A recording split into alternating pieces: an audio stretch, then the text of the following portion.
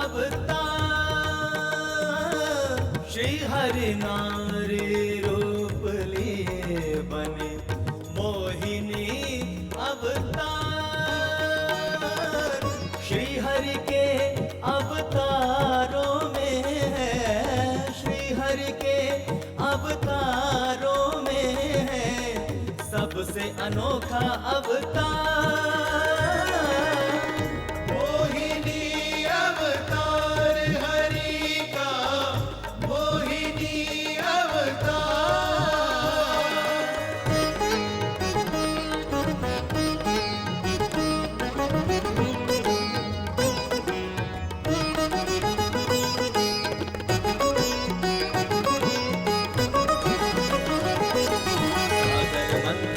जब अमृत कलश निकलता है, देव और दानवों में फिर दौर बंद होता है। हारे हुए देवताओं की सुने पुकार त्रिलोकी, मोहिनी बन के समस्या का समाधान किए त्रिलोकी।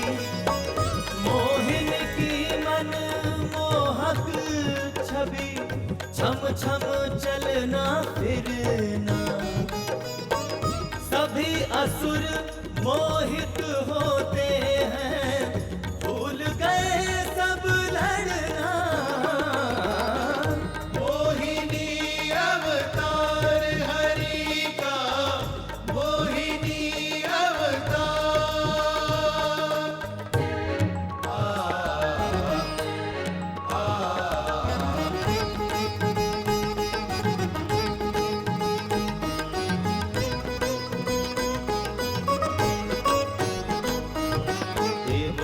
दानव दोनों की बनती अलग कतार, अमृत कलश ले हाथ में बांटे मोहिनी अमृत धार।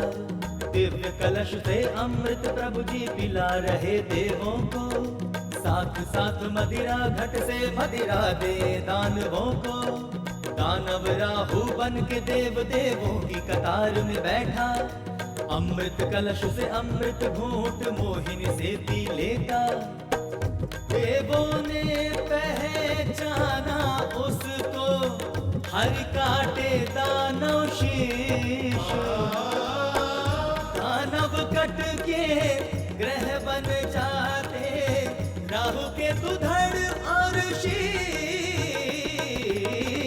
मोहिनी अवतार हरि का, मोहिनी अवतार। मोहिनी अवतार हरि का, मोहिनी अवतार।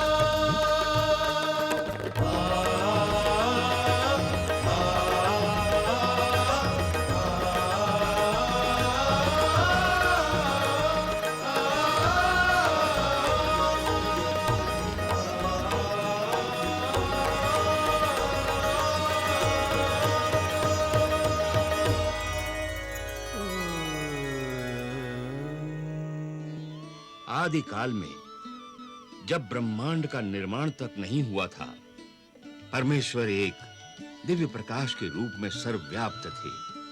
हर ओर ओंकार का नाम था।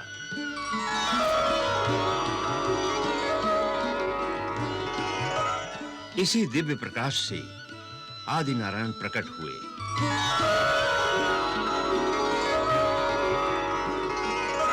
और जब उनके मन में सृष्टि की रचना की इच्छा हुई, तो सबसे पहले उन्होंने अपने वाम भाग से आदि शक्ति को प्रकट किया।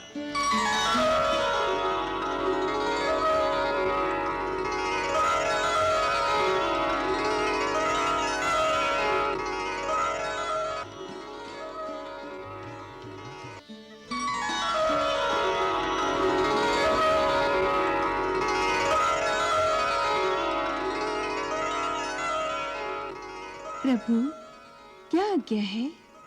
देवी भगवती महालक्ष्मी सृष्टि की रचना और संचालन का कार्यभार मैं आपको सौंपता हूं। आप अपने अंदर से अन्य शक्तियों को प्रकट कीजिए और सृष्टि की रचना, पालन और संहार का उत्तरदायित्व संभालिए। प्रभु, इसके लिए सबसे पहले आपको मेरी सहायता करनी होगी। कहिए देवी, क्या चाहते हैं आप? मेरी प्रार्थना ये है प्रभु कि आप अपने महा अस्तित्व के अंश से 3 दिव्य विभूतियां प्रकट करें। एक ब्रह्मा के रूप में, दूसरा अंश भगवान विष्णु के रूप में और तीसरा अंश भगवान सदाशिव के रूप में। तथास्तु।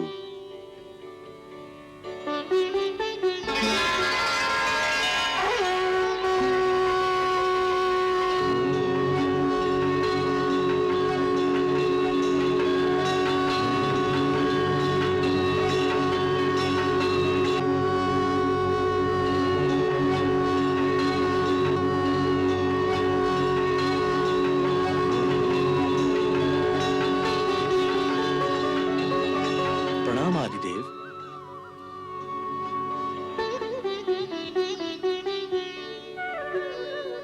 प्रणाम आदिशक्ति। प्रणाम ब्रह्मदेव। प्रणाम। मेरी उत्पत्ति किस कारणवश की गई है? हे ब्रह्मदेव, सृष्टि की रचना के लिए आपका प्रादुर्भाव किया गया है। सृष्टि रचना का ये महत्वपूर्ण दायित्व आपको ही संभालना है। तब ब्रह्मा जी ने आदिशक्ति की सहायता से सृष्टि का निर्माण कार्य आरंभ किया। धरती, आकाश, मानव दानव, पशु पक्षी, पेड़ पौधे इत्यादि की रचना की। एक समय 2 महान दैत्य हिरण्याक्ष और हिरण्याकश्यप समस्त लोकों में आतंक मचाए हुए थे। इसलिए महाबली हिरण्याक्ष ने अंतरिक्ष में से धरती को चुरा लिया और उसे समुद्र के नीचे ले जाकर छिपा दिया। धरती का उद्धार करने के लिए प्रभु ने वराह रूप धारण किया था।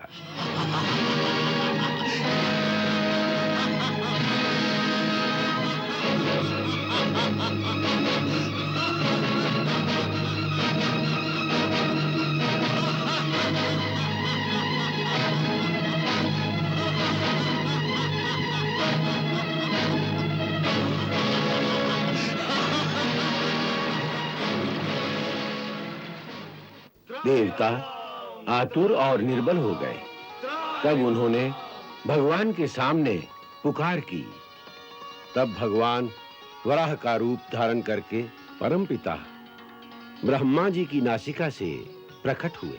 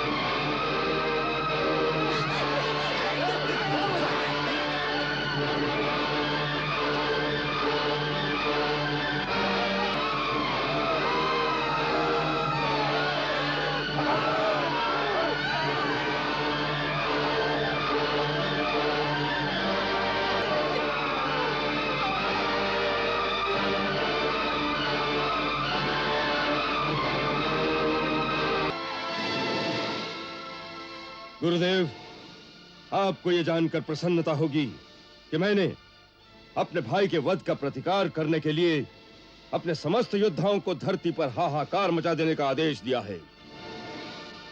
अब मैं समस्त देवताओं को निस्तेज करके इंद्र के साम्राज्य पर भी अपना अधिकार पाना चाहता हूं। बताइए गुरुदेव, इस कार्य की सिद्धि के लिए शक्ति संचित करने का साधन क्या है? राजन, संसार में शक्ति प्राप्त करने का केवल एक ही साधन है, तपस्या। केवल तपस्या ही समस्त शक्तियों का उद्गम स्थान है। इंद्र से लेकर स्वयं ब्रह्मा तक समस्त देव तपस्या के द्वारा ही शक्ति प्राप्त करते हैं।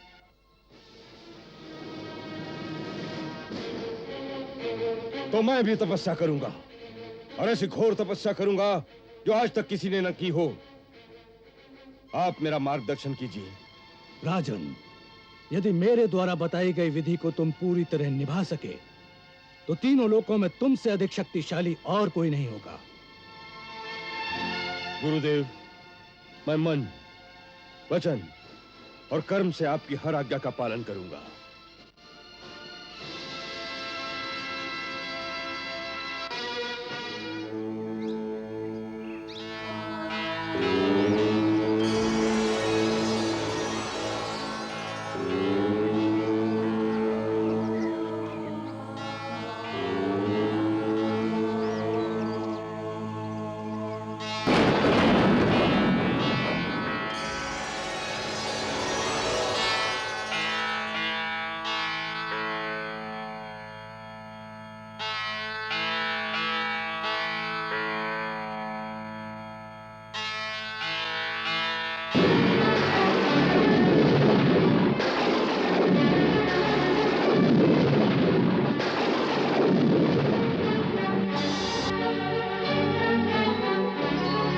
धरती डोली अंबर कांपा, देख के तप घन घोर, तप का तेज अग्नि शिखा सम फैला चारा।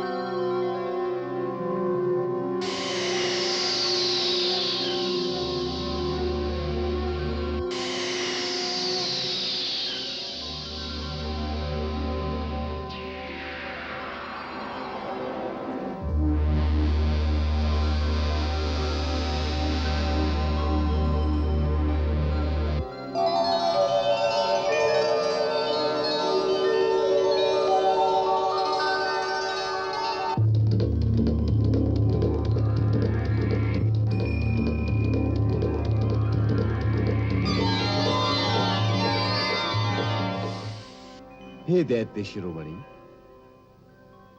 मृत्युलोक के प्राणियों के लिए हम अमर लोक के प्राणियों का दर्शन कभी निष्फल नहीं हो सकता। इसलिए जो इच्छा हो बेखटके मांग लो, हम अवश्य प्रदान करेंगे।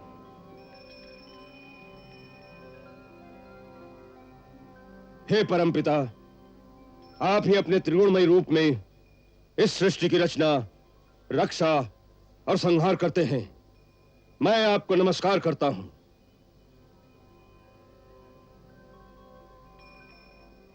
यदि आप मुझ पर सचमुच प्रसन्न हैं, तो मुझे ऐसा वर दीजिए कि आपके बनाए हुए किसी भी प्राणी से मेरी मृत्यु ना हो, न मनुष्य से, न पशु से, न दैत्य से, न देवताओं से, न भीतर मरूं, न बाहर मरूं, न दिन में, न रात में, न अस्त्र से मरूं, न शस्त्र से, न पृथ्वी पर, न आकाश में। युद्ध में कोई भी मेरा सामना न कर सके। आपके बनाए हुए समस्त प्राणियों का मैं एक छत्र सम्राट हूं। इंद्र आदि लोकपालों में जैसी महिमा आपकी है, वैसी ही प्रतिष्ठा मेरी भी हो जाए। मुझे ऐसा ही वर दीजिए भगवान, मुझे ऐसा ही वर चाहिए। तुम जो वर मुझसे मांग रहे हो वो जीवों के लिए बहुत ही दुर्लभ है। परंतु मेरे गुरु शुक्राचार्य ने कहा था कि ऐसी कठिन तपस्या के बाद कोई भी वर दुर्लभ नहीं होता। क्या वो झूठा आश्वासन था? क्या मुझे और तपस्या करनी होगी? और तपस्या की आवश्यकता नहीं है। गुरु शुक्राचार्य ने सत्य ही कहा था। ऐसी कठिन तपस्या न तो पहले किसी ने की थी, न आगे ही कोई करेगा। हे दैत्यराज, जो वर तुम मुझसे मांग रहे हो वो दुर्लभ होने पर भी मैं पूर्ण रूप में आपको प्रदान करता हूं।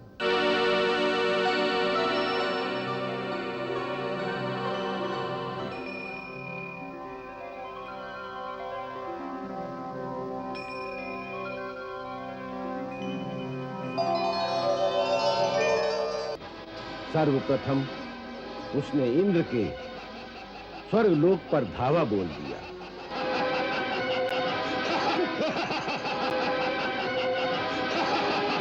इंद्र भाग गया। देवता परास्त हो गए। अब स्वर्ग पर भी हमारा राज्य है। ले चलो इन्हें, सबको बंदी बना लो। मैं यहाँ का भगवान हूँ। हर कोई मेरी पूजा करे।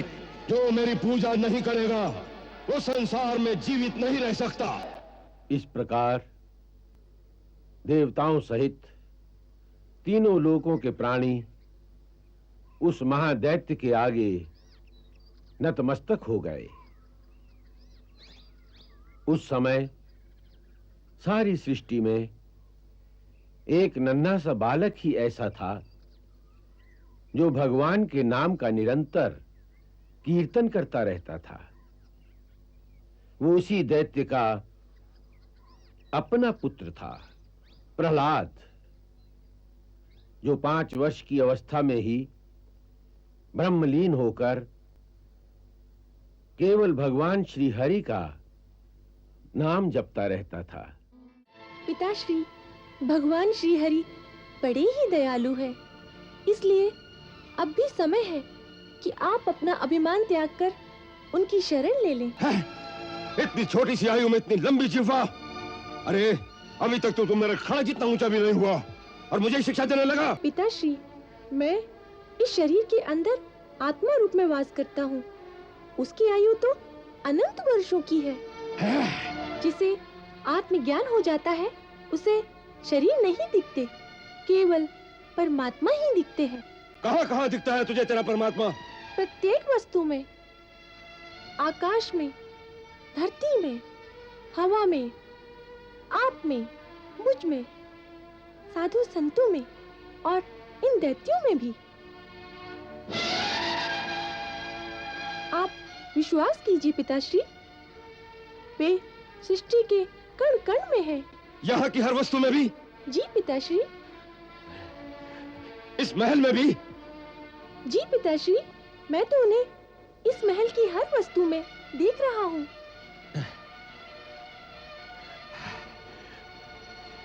इस खंबे में भी दिखता है तुझे तेरा परमात्मा? जी पिताश्री, वे इस खंबे में भी है। यदि वो इस खंबे में भी है तो मैं अभी इस खंबे ही चकनाचूर कर देता हूँ।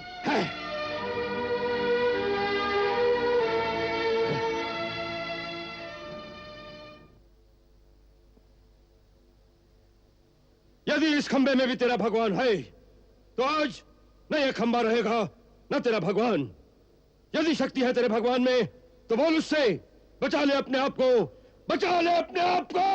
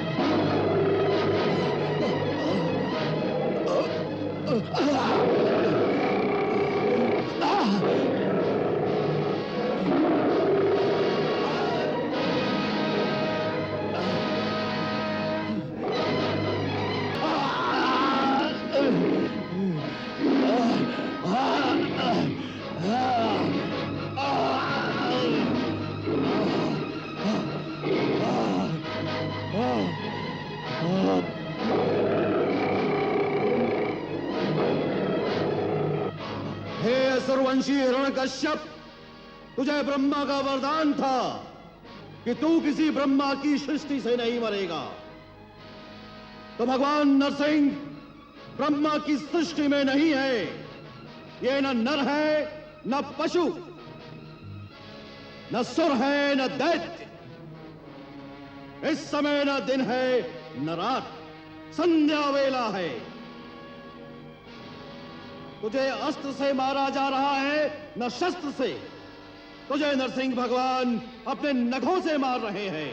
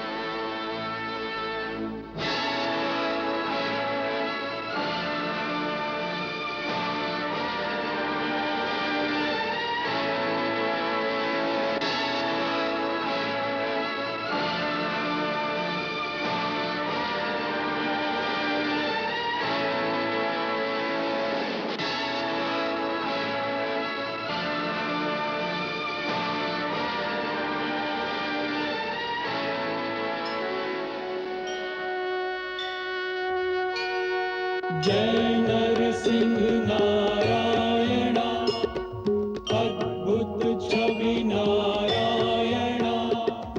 जय नर हरि नारायणा, ओम नमो नारायणा।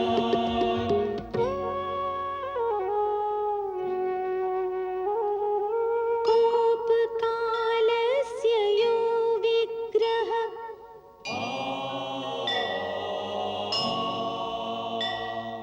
यो हिरण्यकशिपु रिपुः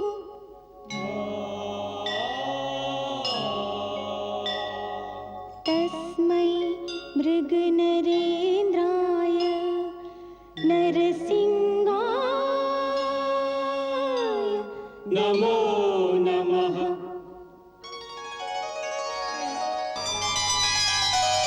चाक्षुष मनवंतर के अंत में पृथ्वी पर एक बड़ा धर्मात्मा राजा सत्यव्रत ओम सूर्य देवाय राज्य करता नमः। था।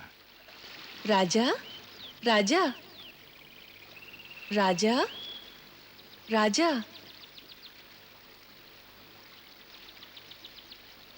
ये आवाज किसकी है? राजा, मुझे जल में वापस मत फेंक। मैं एक छोटी सी मछली हूँ। नदी में बड़ी मछलियाँ छोटी मछलियों को खा जाती हैं। इसलिए जब मैंने आप जैसे वीर पुरुष के हाथों में अपने को सौंप दिया, तो मुझे विश्वास था कि अब राजा के हाथों मेरी रक्षा होगी। यदि राजा भी मुझे त्याग देंगे, तो फिर निर्बल प्राणियों की रक्षा कौन करेगा?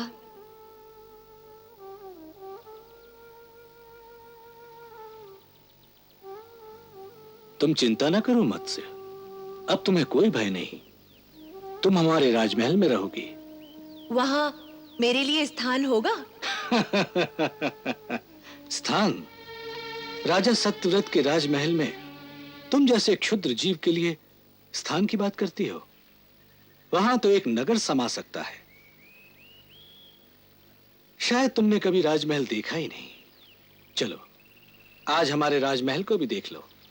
चलो।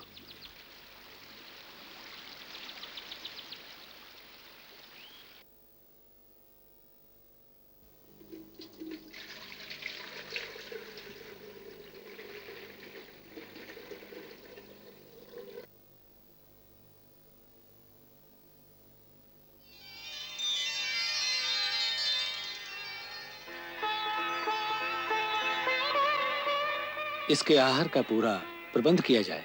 जो आज्ञा महाराज।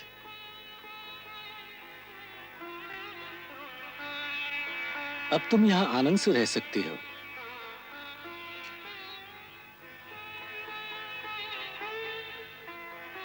राजा, राजा, मेरी सहायता करो, मेरी सहायता करो राजा।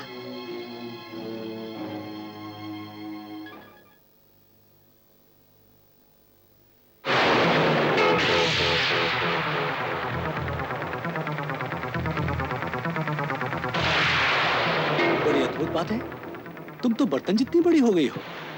राजा, मुझे कोई बड़ा स्थल दो ना। अच्छी बात है। प्रहरी, इन्हें किसी बड़े बर्तन में रख दो। जो आज्ञा महाराज।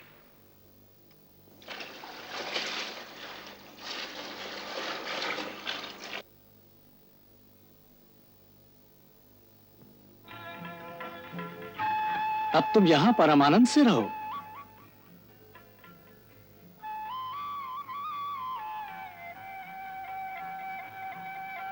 राजा, राजा,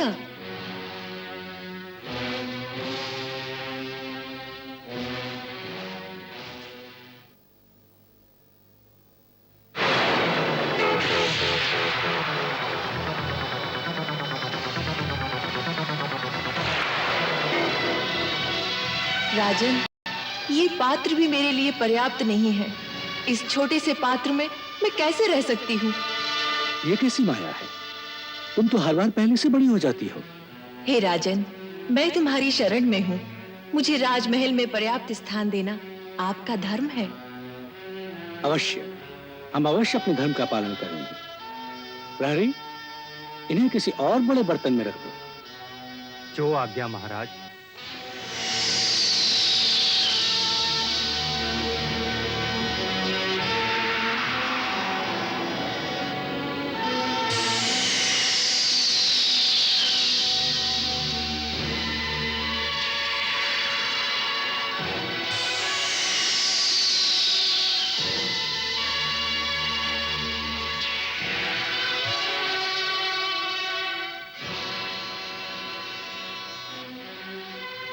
देखो राजन, ये पात्र भी मेरे लिए पर्याप्त नहीं है। आप कोई अलौकिक जीव हैं। इतनी शीघ्रता से बढ़ती ही चली जा रही हैं। राजन, ये तो मेरा स्वभाव है। बढ़ने पर आती हूँ तो रुकती ही नहीं। परंतु आप क्यों चिंता करते हैं? आपका राजमहल तो बहुत बड़ा है ना? बड़ा था, परंतु आपने उसे छोटा कर दिया है। मैं समझ गया कि मैंने आपको क्षुद्र जीव कहा था। सो आपने मेरे अहंकार को तोड़ने के लिए ये लीला रची है। अवश्य आप कोई दिव्य आत्मा है। हे मत्सराज, आपने हमें जो शिक्षा दी है उसके लिए मैं आपका धन्यवाद करता हूं। अब मुझे अपने इस राजमहल का कोई दम नहीं रहा। चलिए, मैं आपको एक विशाल नदी में पहुंचा आता हूं। अच्छी बात है राजन, वही मेरे लिए उचित होगा।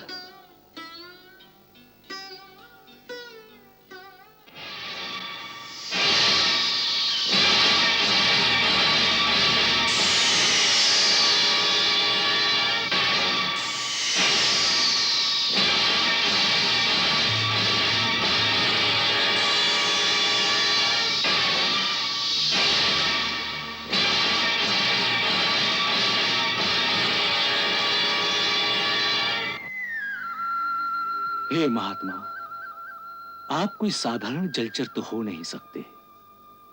सच सच बताइए कि आप कौन हैं और ये मत्स्य का रूप धारण करके अपनी माया से हमें क्यों भरमा रहे हैं?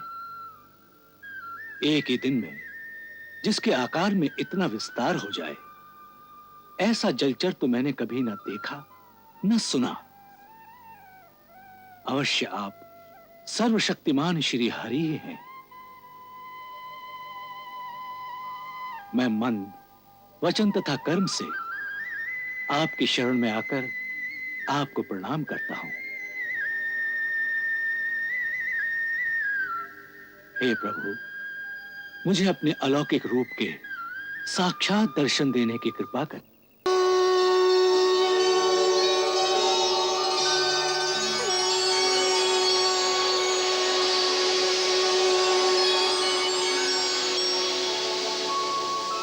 शंख चक्र और गदा पद्मधर, लीलाधर जगधारन, स्वयं चतुर्भुज मत्स्य रूप में प्रगटे श्री नारायण।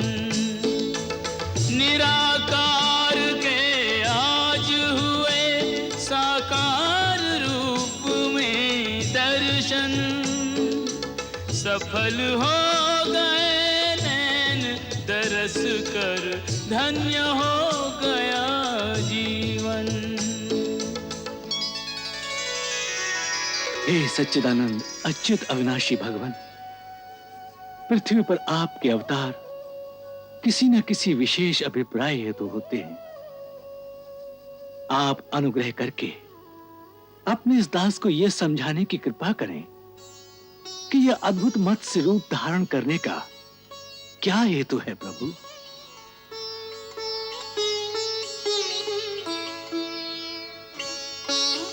सत्यव्रत, आज से 7वें दिन भूलोक आदि तीनों लोक प्रलय के समुद्र में डूब जाएंगे। उस समय जब तीनों लोक प्रलय काल की जलराशि में डूबने लगेंगे, तब मेरी प्रेरणा से तुम्हारे पास एक बहुत बड़ी नौका आएगी। उस समय तुम समस्त प्राणियों के सूक्ष्म शरीरों को लेकर सप्तऋषियों के साथ उस नौका पर चढ़ जाना और समस्त धान्य तथा औषधियों के बीजों और भी छोटे बड़े अन्य प्रकार के बीजों को साथ रख लेना। जब प्रचंड आंधी के कारण नाव डगमगाने लगेगी, तब मैं इसी रूप में वहां आऊंगा और तुम लोग वासुकी नाग के द्वारा उस नाव को मेरे सींग से बांध देना। सत्यव्रत, इसके बाद जब तक ब्रह्मा जी की रात रहेगी, तब तक मैं ऋषियों के साथ तुम्हें उस नाव में बैठाकर उसे खींचता हुआ समुद्र में विचरण करूंगा। उस समय जब तुम प्रश्न करोगे, तब मैं तुम्हें उपदेश दूंगा। मेरे अनुग्रह से मेरी वास्तविक महिमा, जिसका नाम पर ब्रह्म है, तुम्हारे हृदय में प्रकट हो जाएगी और तुम उसे ठीक ठीक जान लोगे। फिर जब ब्रह्मा जी का नया दिन उदय होगा और प्रलय समाप्त होगी, तो तुम वैवस्वत मनु के रूप में एक मनवंतर तक सृष्टि का संचालन करोगे।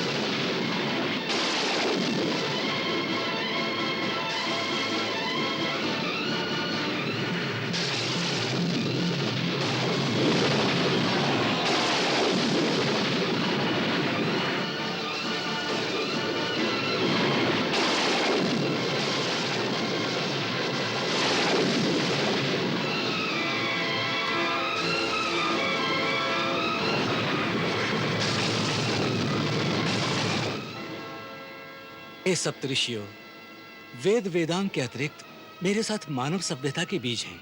इस समय संपूर्ण सृष्टि विनाश को प्राप्त हो गई है। कभी उचित अवसर और अनुकूल परिस्थिति आने पर इन सृष्टि बीजों द्वारा हम पुनः जीवन और संस्कृति का प्रसार कर सकेंगे।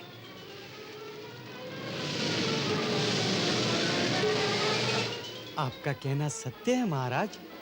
अब आप सभी लोग निश्चिंत होकर भगवान श्री विष्णु का स्मरण कीजिए। वह शीघ्र ही हमारी सहायता करेंगे, ऐसा मेरा विश्वास है।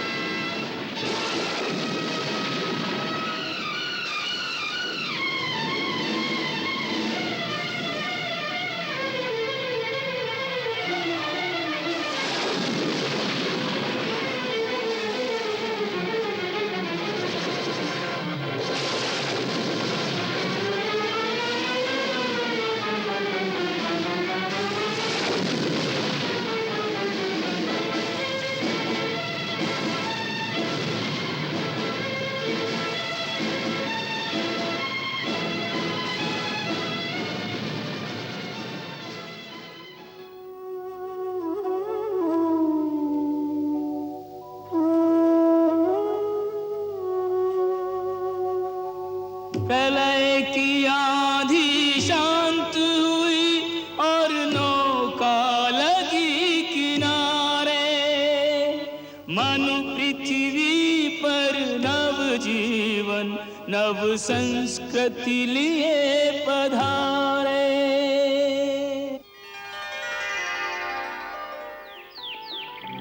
भगवती महालक्ष्मी माता ने देवासुर संग्राम की जो भविष्यवाणी की थी वो सच हो गई। देवता और असुरों में बार-बार भीषण युद्ध होने लगे।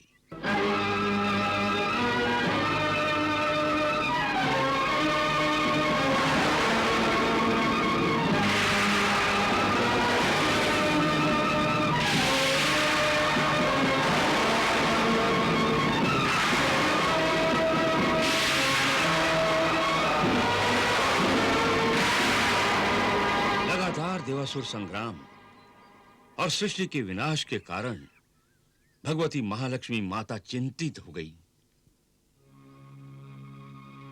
क्या बात है देवी, आप चिंतित दिखाई दे रही हैं? प्रभु, आप तो जानते ही हैं कि कितना भीषण देवासुर संग्राम हो रहा है। मैं इन देवताओं और दानवों दोनों की आत्मा हूँ। मैंने ये कभी नहीं चाहा था कि ये विनाश के रास्ते पर आगे बढ़ें। हाँ देवी, जब संतान ही आपस में लड़ बैठते हैं तो माता चैन से कैसे बैठ सकती है? एक ऐसा उपाय सोच रही हूँ जिससे न केवल देवताओं और दानवों का भला हो बल्कि सारे संसार का कल्याण भी होगा। ऐसा क्या उपाय है आपके मन में देवी? समुद्र मंथन। हाँ देवी, समुद्र में जो दिव्य संपदाएं निहित हैं, उन्हें निकालने के लिए देवताओं और दानवों का मिलाप आवश्यक है। देवताओं और दानवों के मेल जोल को नए और शुभ पर्व का आरंभ होने से पहले ही अंत होने की संभावना दिखाई देने लगी थी। तब देव गुरु बृहस्पति के कहने पर यह तय हुआ कि असुरों के गुरु शुक्राचार्य जी से परामर्श किया जाए। यह देखकर आदिशक्ति महालक्ष्मी ने देवी सरस्वती को आज्ञा दी। हे विद्या देवी सरस्वती, सृष्टि कल्याण के लिए देवासुर सहयोग परम आवश्यक है। इसलिए आप असुर गुरु शुक्राचार्य के हृदय में वास कीजिए, जिससे शुक्राचार्य असुरों को उनके हित और जगत कल्याण का मार्ग दिखाएं।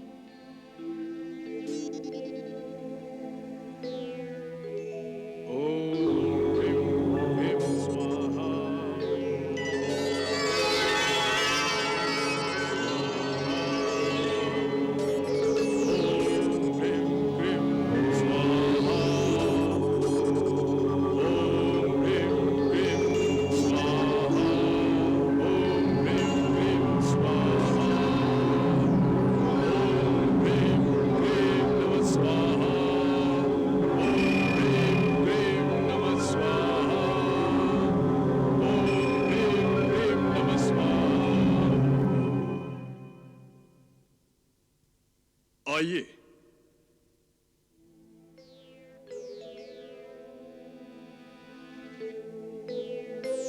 आइए।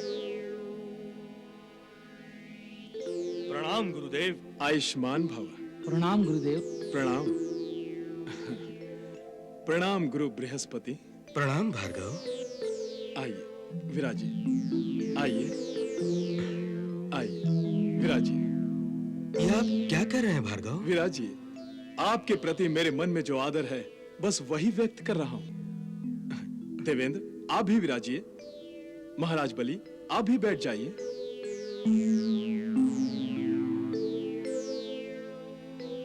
आज्ञा कीजिए गुरु बृहस्पति, आपकी किस इच्छा किस आशा की पूर्ति कर सकता हूं। सारे असुर भी आपकी इच्छा का आदर करेंगे। जगत कल्याण के लिए हम समुद्र मंथन करना चाहते हैं, जिसके लिए असुरों और देवताओं का सहयोग आवश्यक है। इसी कारणवश हम देवासुर संधि का संदेश लेकर आए हैं। धन्य है आप देवगुरु, धन्य है आप। कैसा उचित, कैसा जगत कल्याणकारी प्रस्ताव लेकर आए हैं। समुद्र मंथन। जगत कल्याण के लिए हम कुछ भी कर सकते हैं। यदि महाराज बलि चाहें तो हमें इसी क्षण संधि करने में कोई आपत्ति नहीं है।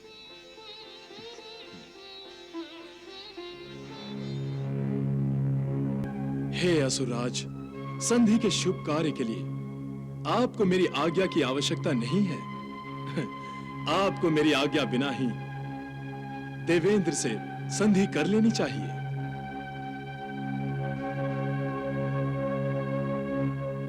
महाराज बलि,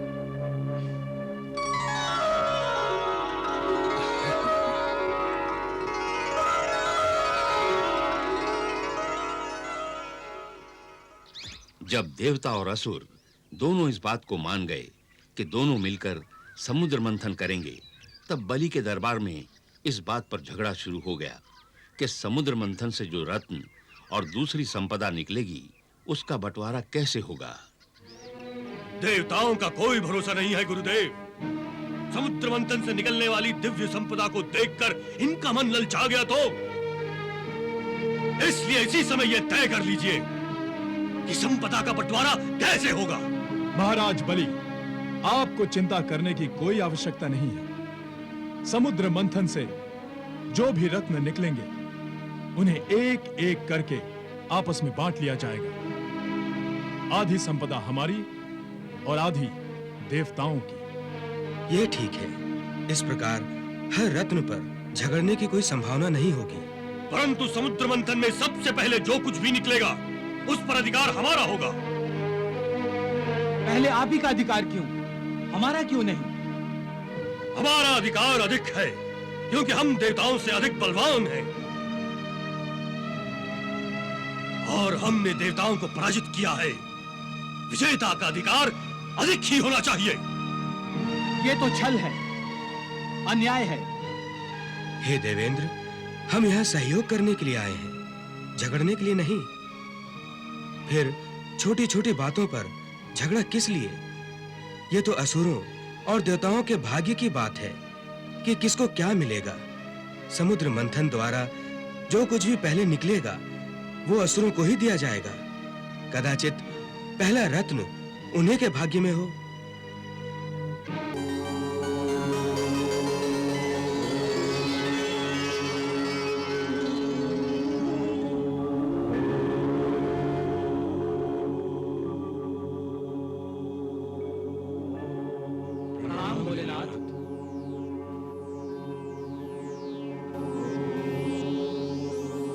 कल्याणमस्तु।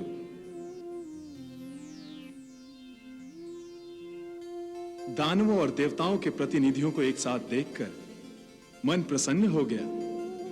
ये एकता अवश्य जगत कल्याण ही करेगी।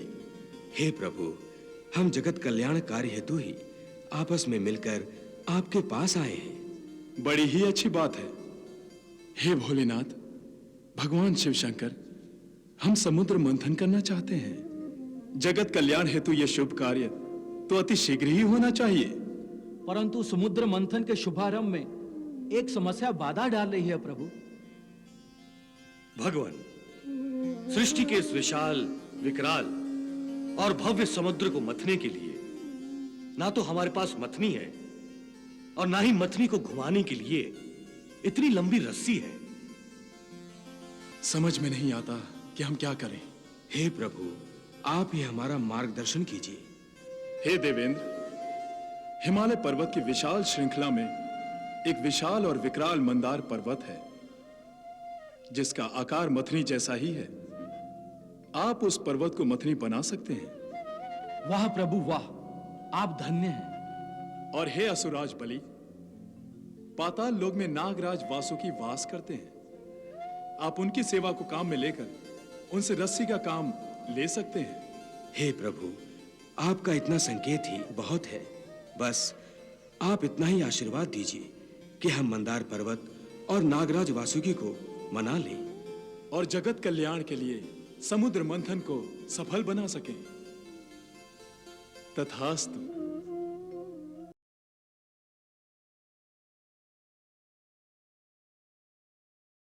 मंदराचल की बनी मथानी, बासुकी नाग की नेति बनाई, सागर मंथन में नारायण देवगणों को हुए सहाय।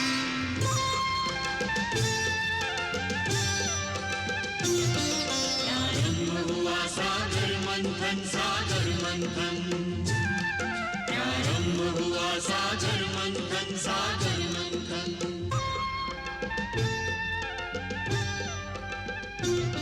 सागर मंथन, सागर मंथन, सागर मंथन। दुर्लभ निधियों के हेतु करे सागर मंथन। मीठा अमृत गर्भ में लेकर बैठा सागर खारा, अमृत अनुसंधान चल रहा देवासुर के द्वारा। अमृत के लिए सागर मंथन, सागर मंथन। रत्नों के लिए सागर मंथन, सागर मंथन।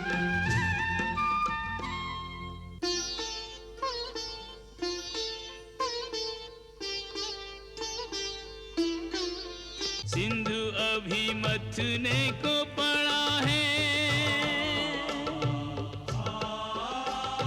मंदराचल में भार बड़ा है।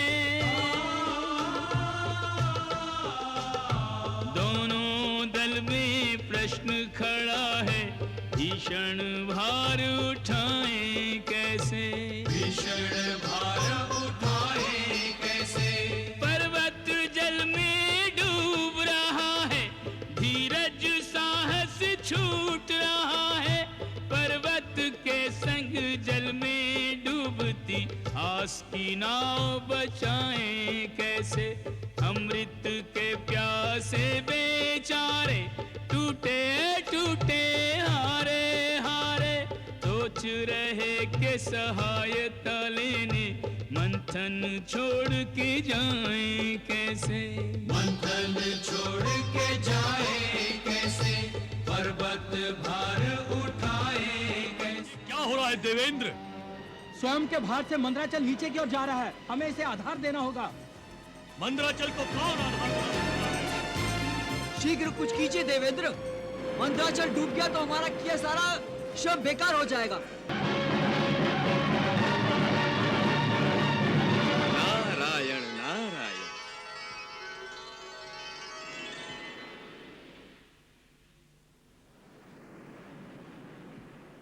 हे देवगुरु, इस समय आप आदि शक्ति की शरण में जाइए, वही आपकी सहायता कर सकती हैं।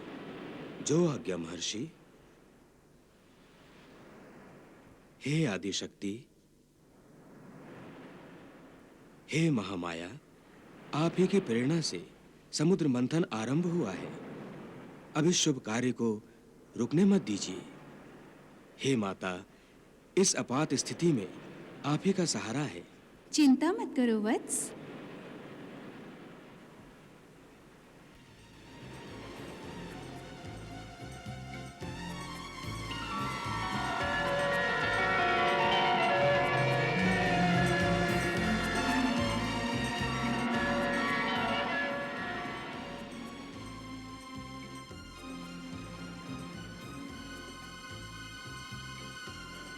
हे आदिशक्ति, हमें स्मरण क्यों किया है?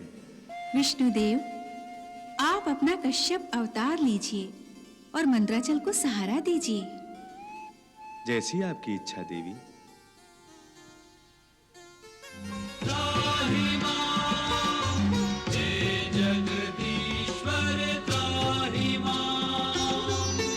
लक्ष्मी संग देवों की विनती सुनकर चकित हुए नारायण।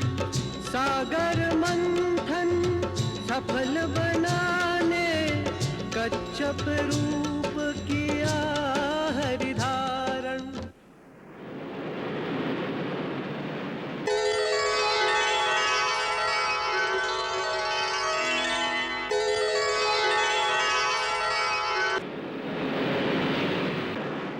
मंदराचल सा भारी पर्वत अपनी पीठ पे धारा, नाथ कृपा कर देवासुर का बिगड़ा काज संवारा। चौपोर हुआ जय घोष जयति जय नारायण, फिर होने लगा सागर मंथन सागर मंथन। हे आदिशक्ति महालक्ष्मी माता, तेरी जय हो। तेरी जय हो माता, तेरी जय हो माता।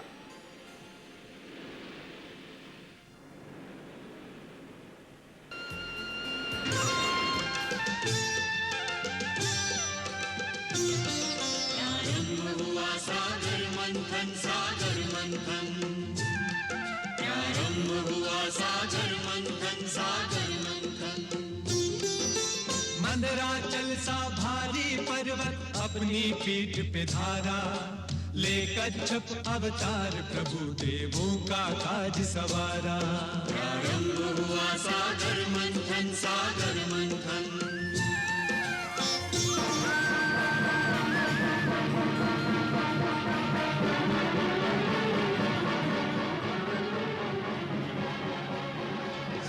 से निकला तीव्र हलाहल, तीनों आलोक में मच गई हलचल।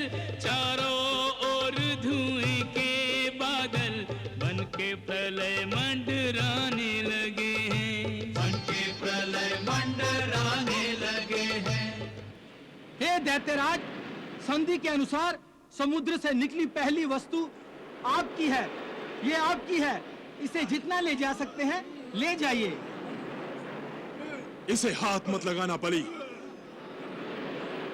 ये कालकूट विष है, इसकी गर्मी से सारी सृष्टि जल जाएगी। तो इसे रोकिए गुरुदेव। हे देवेंद्र, तुम महामाया आदिशक्ति से प्रार्थना करो, वही मार्गदर्शन कर सकती हैं।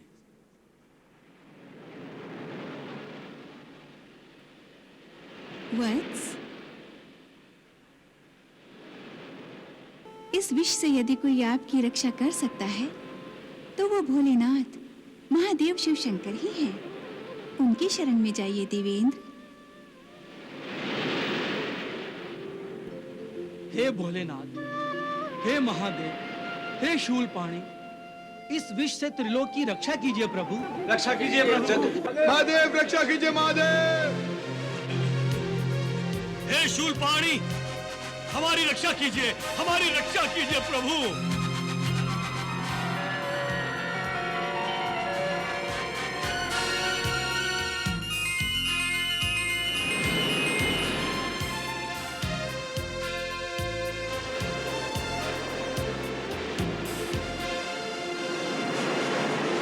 प्रणाम भोलेनाथ। महामाया माता आदिशक्ति जो चाहेंगी वो अवश्य होगा। इसलिए हे देवेंद्र, आप चिंता से मुक्त हो जाइए। जय शंकर भोले भंडारी, परम कृपाल जगत हितकारी। तीव्र हलाहल पीकर भगवन, तुमने सर्वापदा निवारी। तुम जैसा कोई और नहीं है भय भंजन दुखहारा। जय गिरिजापति जय शिव शंकर, तुमको नमन हमारा। जय नीलकंठ देवादिदेव कल्याण करन। शतकोटि नमन शतकोटि नमन शतकोटि नमन।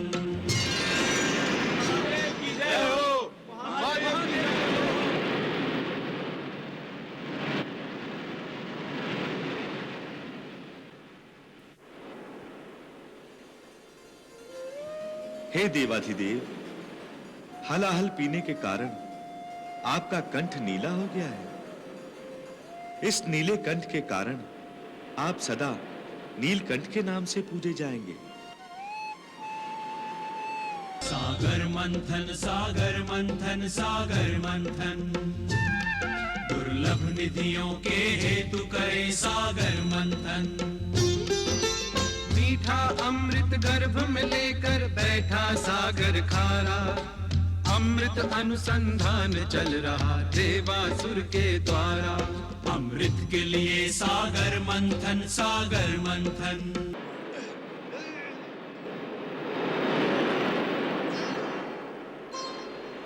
प्रगट हुआ उच्च है श्रवा अशोका सरताज।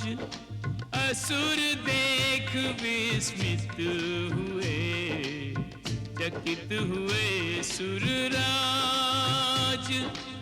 अशोका सरताज।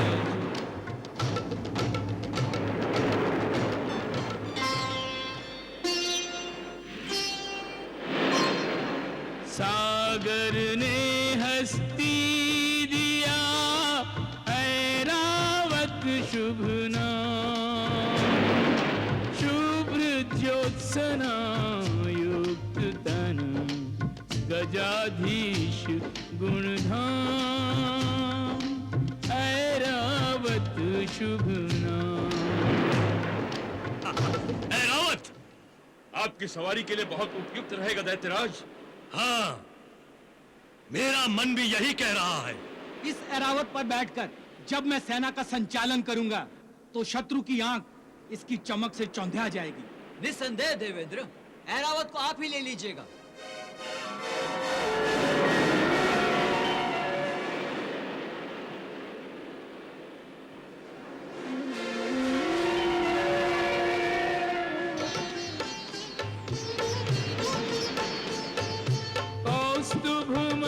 मणियों में शिरोमणि सूर्य चंद्र के भवन इसी से दिवाली। सागर ने होकर उदार इसे भेंट किया।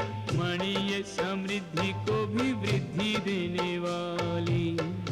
देवेंद्र, क्या यही कौस्तुभ मणि है? हाँ असुर श्रेष्ठ, यही कौस्तुभ मणि है। ये दिव्य मणि आपके गले की शोभा बढ़ाएगी दैत्यराज। इस पर तो केवल आपका ही अधिकार होना चाहिए देवेंद्र। हाँ।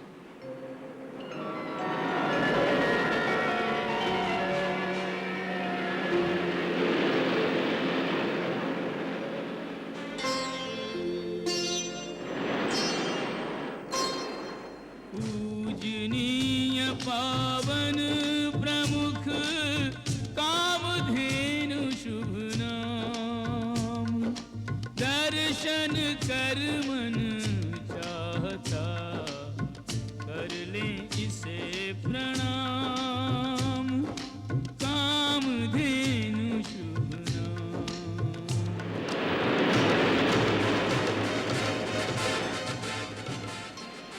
पारिजात की जात का वृक्ष न कोई और। कल्प वृक्ष तिहु लोक के वृक्षों का सिरमोर। वृक्षों का सिरमोर। दैत्यराज, इसे हम असुर लोग ले जाएंगे। कल्प वृक्ष ही क्यों, देखते जाओ, सभी रत्न हमारे साथ असुर लोग जाएंगे।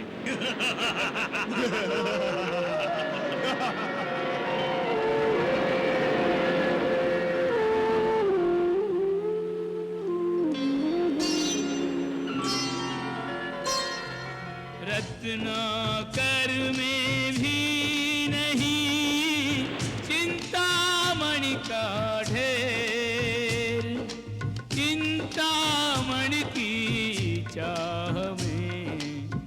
रहत उदास कुबेर, रहत उदास कुबेर।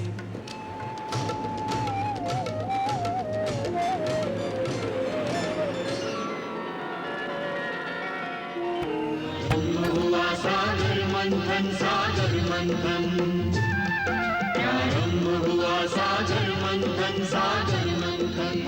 अंत में स्वयं भगवान धन्वंतरी अमृत का कलश लेकर समुद्र से प्रकट हुए। अमृत का घट लेकर प्रगटे धन्वंतरी भगवान। अमृत को देखकर देवता और दानव दोनों उन पर झपट पड़े। धन्वंतरी ने देवताओं के लिए अमृत को बचाने की बहुत कोशिश की, परंतु असुर बहुत बलवान थे। वो उनसे अमृत छीन कर ले गए।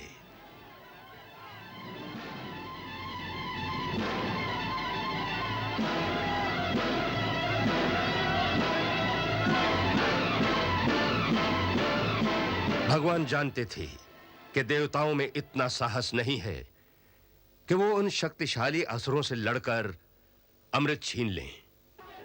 ऐसी अवस्था में यदि असुर अमृत पी लेते तो इस सृष्टि में सदा के लिए पाप और अत्याचार का राज्य हो जाता। आप चिंता ना करें, हमें अमृत जैसे दिव्य पदार्थ को उनके हाथों से अवश्य बचाना है, क्योंकि तामसी और आसुरी शक्तियां अमृत पीकर अमर हो गईं, तो सृष्टि में व्यभिचार और अनाचार भी अमर हो जाएंगे। इसलिए धर्म की रक्षा के लिए, धर्म को विनाश से बचाने के लिए हमारा स्वयं आना परम आवश्यक हो गया है।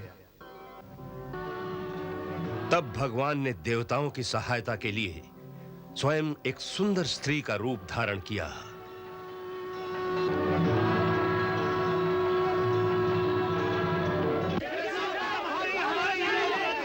हमें पीने दो।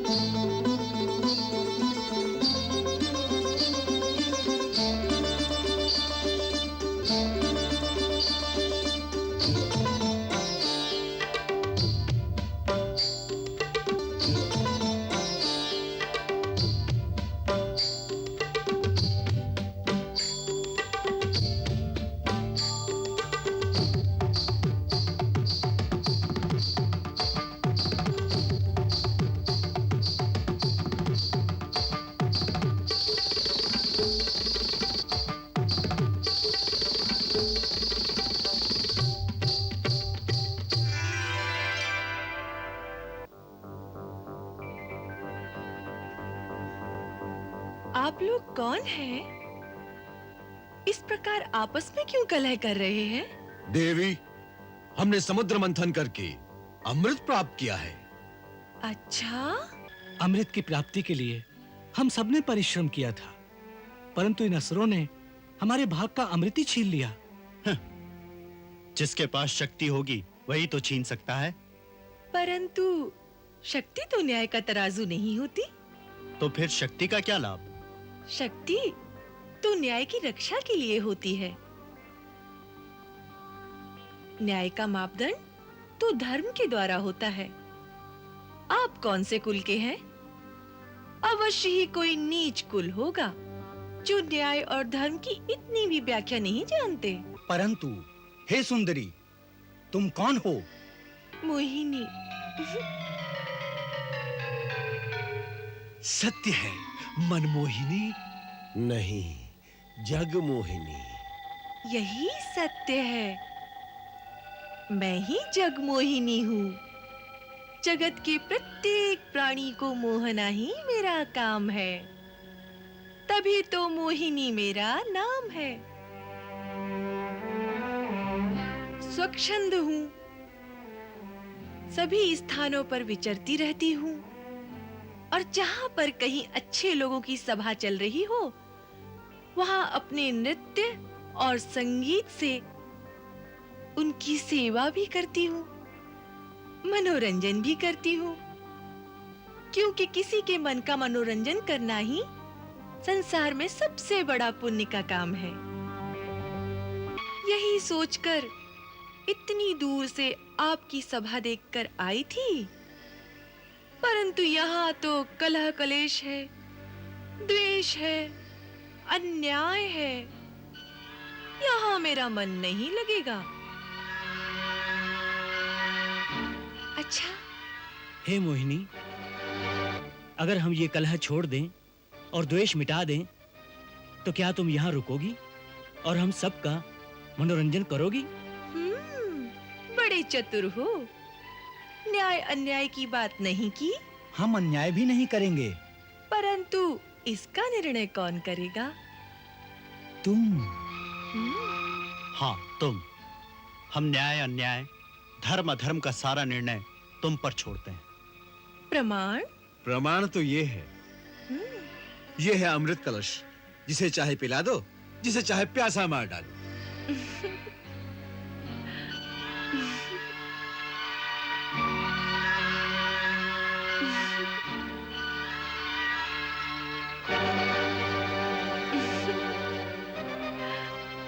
ना ना ना, इतना बड़ा उत्तरदायित्व मेरे कंधों पर ना डालो।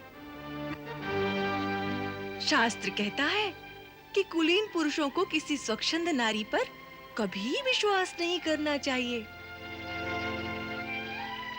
तुम महर्षि कश्यप के कुल से हो, फिर सोच लो। देवी, बड़े से बड़ा कुलीन, बड़े से बड़ा शूरवीर, बड़े से बड़ा महात्मा और बड़े से बड़ा योगी जब किसी सुंदरी के नयन बाण से घायल होकर घुटने टेक देता है, तो वो अपना धर्म, अपना कुल, अपनी वीरता, अपनी तपस्या, सब कुछ उसकी ठोकरों में डाल देता है। तब उसे उचित अनुचित, पाप पुण्य, अच्छे बुरे का कोई भान नहीं रहता। वही दशा हमारी। जो तुम्हारी इच्छा हो वैसा ही करो। योग्य अयोग्य, पात्र कुपात्र तुम ही जानो। जिसे अमृत के योग्य समझो उसे अमृत दो, जिसे अपने सौंदर्य के योग्य समझो उसे अपने सौंदर्य का रसपान कराओ, और जिसे अपने योग्य समझो उसे अपना आप सौंप दो। जो तुम्हें पालेगा उसे फिर अमृत की क्या आवश्यकता। सत्य कहा। प्राणी यदि ऐसा ही समर्पण भगवान के चरणों में करे तो तत्क्षण मुक्ति पाले, परंतु शायद भगवान नारी के ही रूप में अधिक शक्तिशाली होते हैं।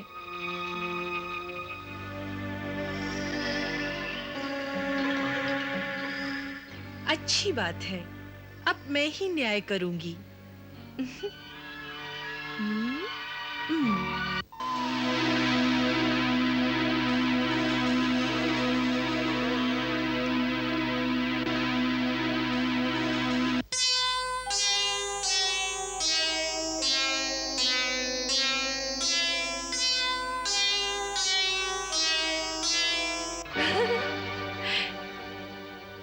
आप लोग मेरे साथ चलिए, आइए।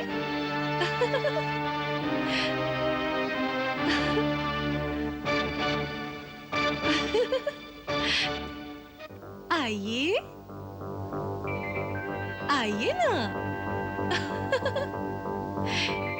आइए, देवता इस ओर और दानव इस ओर।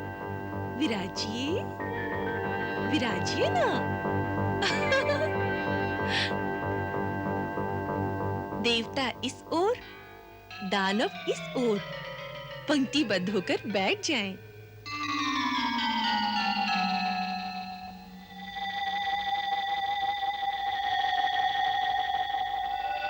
जैसा कि आपने स्वयं ही कहा है, अब मैं जिसे जिस योग्य समझूंगी उसी रस का पान उसे कराऊंगी। स्वीकार है?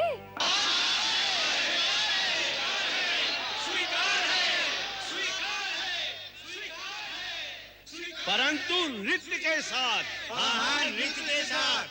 अच्छा।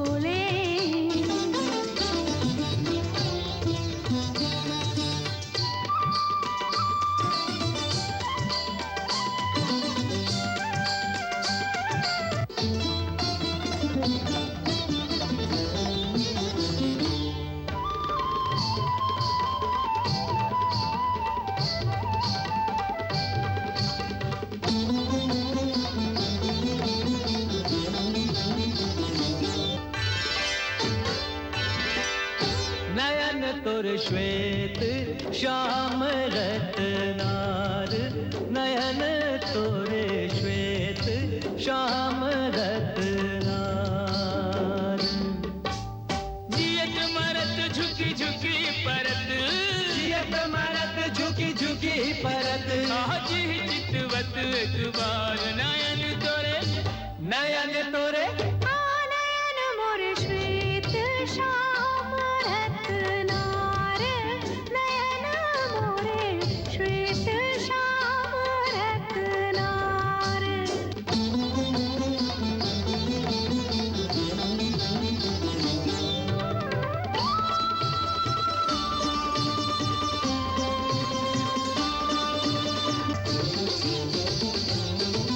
छवि मोहिनी शुभांगी काया, तू जाने कोई मोहिनी माया।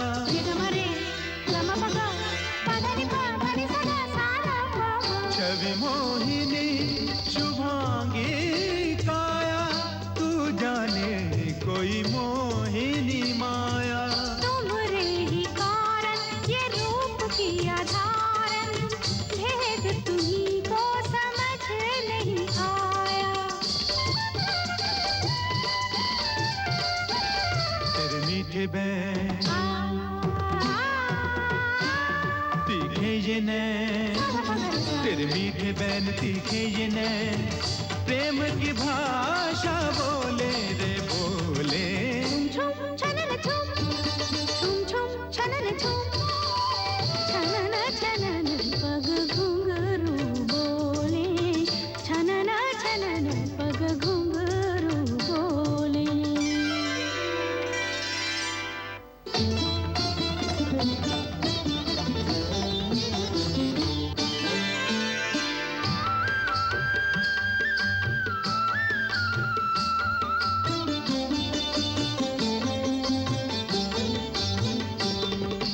तुम हो रसिया रस में डूबे, बात कही रस वाली,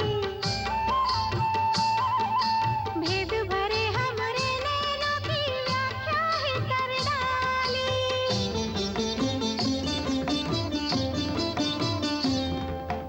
ये दो नैना करते तीनों लोकों की रखवाली, सृष्टि में आ जाए प्रलय कभी आएगा इनमें लाली। चंचल चपल नयन तोरे गोरी, चंचल चपल नयन तोरे गोरी, हे विष में बुझी कटार नयन तोरे, नयन तोरे। नयन मोरे श्वेत श्याम रत्नार, नयन मोरे श्वेत श्याम रत्नार।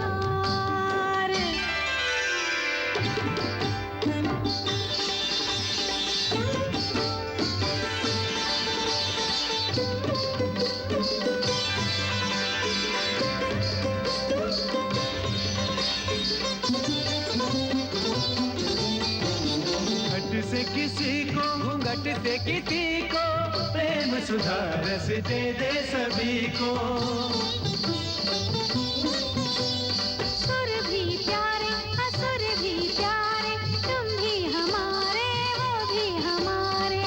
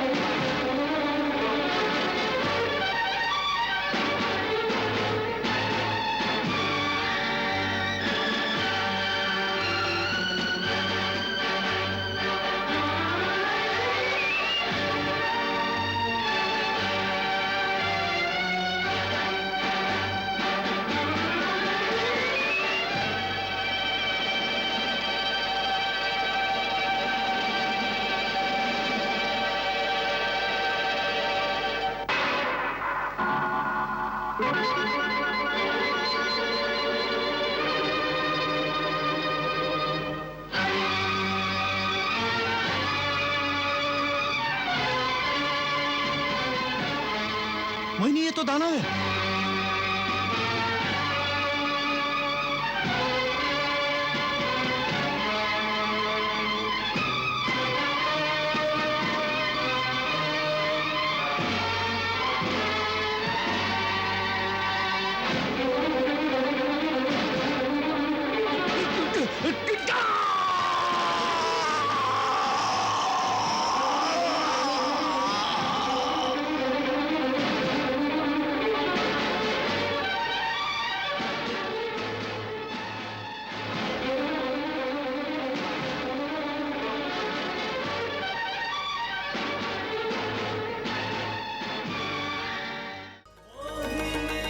अवतार हरि का, मोहिनी अवतार,